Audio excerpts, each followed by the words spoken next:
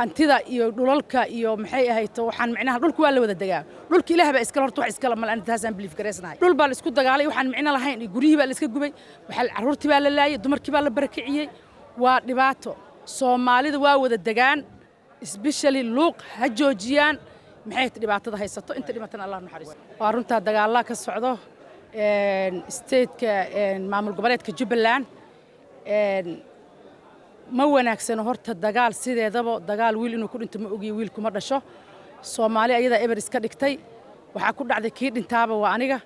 marka Jubbaland hadda dardargelin weyn baa ka socoto amnigeedana aad buu u wanaagsanaa marka wayna guuleysan doontaa waana salaameynaa ciidanka Jubbaland iyo ciidanka Soomaaliya qaybahooda kala duwan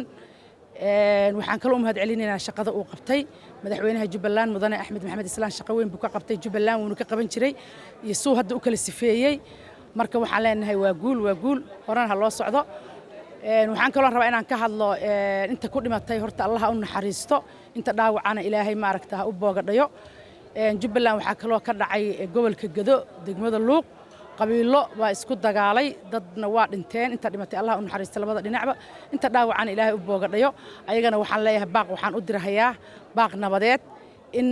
maxay ahayd ay isku dagaalaan wax aan micno lahayn oo loo joogin oo ay ka fikirin nafta bini'aadanka ah waxaan leeyahay joojiyaan dagaalka hantida iyo dhulalka iyo maxay ahayd waxaan micnaha dhulku waa la wada dagaa dhulka ilaahay baa iska horta wax iska mal aan taasaan belief gareysnahay dhul baa la isku dagaalay waxaan micno lahayn guriyihii baa la iska gubay waxa caruurtii baa la laayay dumarkii baa la barakiciyay waa dhibaato ganacsigii baa la gubay marka ayagana baaq waxaan u dirayaa nabadeed Soomaalida waa wada dagaan especially luuq ha joojiyaan maxay dhibaatada haysato inta dhimatana Allah naxariisto xildhibaan ahaan door ma ka qaateen sida arintaasi lagu xalin lahaa ama nabad loo dhaxdhigi lahaa beelaha ha door weyn waa ka qaadanay wafti baan dirnay haddana wali ku maqan insha Allah khayr bay noqon doontaa meel fiican bayna u maraysaa nabadna waa ku dhamaan doontaa gobolka Jubbada Hoose darad dagaal baa ka dhacay oo ciidamada Jubbaland iyo kuwa dawladda shabaab ay kula galeen